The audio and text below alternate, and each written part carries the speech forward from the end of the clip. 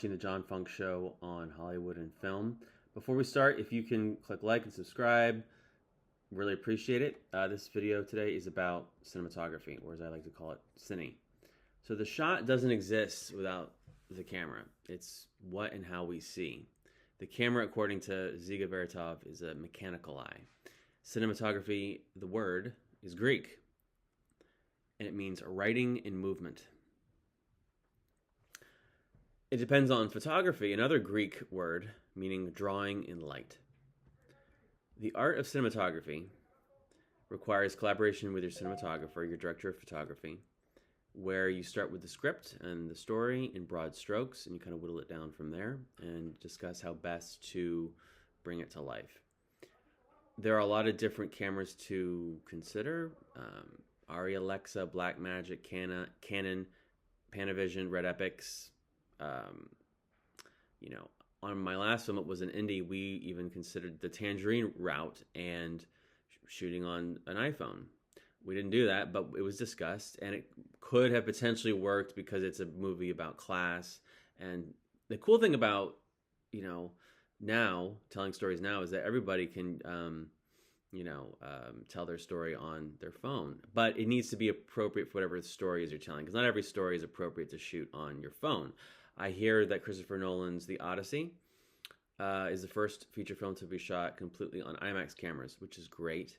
I also have a project that is similar to The Odyssey. It's a little better, but regardless, it's also, the cinematography on that film is interesting, but that's a whole other conversation. Anyway, the camera, making sure you have the right camera for the right story is something that you're going to want to figure out early on.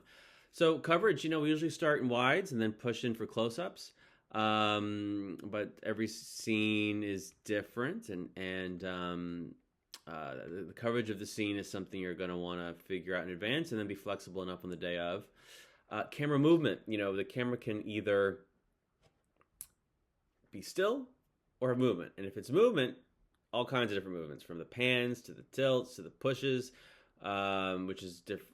Pushing on a dolly or a slider is different than handheld or Steadicams.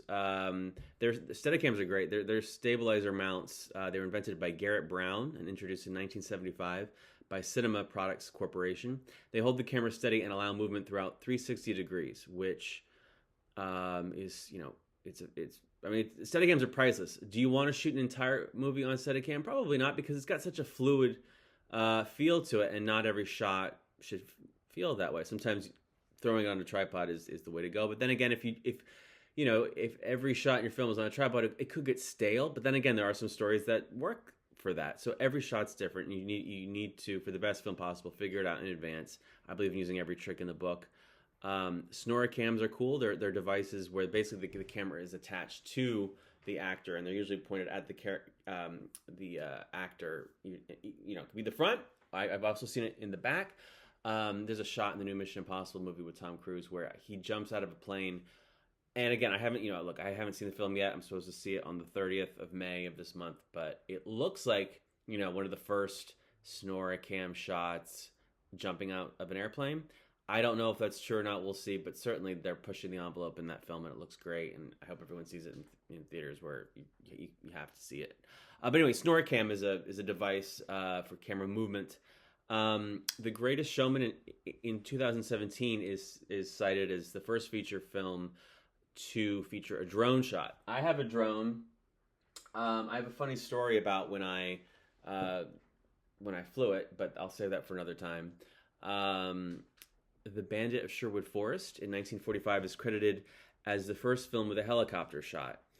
The Shining by Stanley Kubrick opens with a helicopter shot. It's very effective. It's beautiful. Getting the best shot can be risky. Mikhail Kaufman in Man with a Movie Camera captured shots in obviously very unsafe locations. And having that conversation regarding safety with your DP in advance. Sometimes camera shots, shooting in a car. Excuse me, I misspoke. Car shots. Sometimes shooting in a car can be, if you want to hang outside of the car. I mean, obviously there's safety and risk involved, and you just need to figure out the best place to put the camera and always take into account safety. When it comes to the elements of cinematography, we use these tools to tell story. I like to keep these videos short, so I'm going to try to wrap up soon. But look, film stocks, color palette, exposure, F and T stops, filters, speed of motion, lenses. Let's just make that bold. Lenses. Focal length, Academy ratio, aspect ratio, split screens, composition. I know that feels like a more of a production design thing, but Cine has a role to play in that as well. These are all what I'd call the elements of cinematography, and they should all help express your story in the best way possible. The deep focus long take, is in contrast to what I call like the shot reverse shot pattern or method. The deep focus long take, was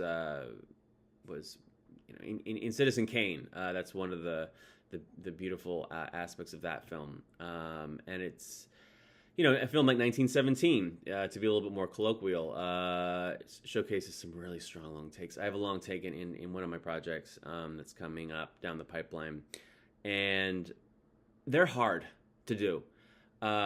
You need time to rehearse them and practice them, and they take time and money, and the death of the long take is if it gets boring.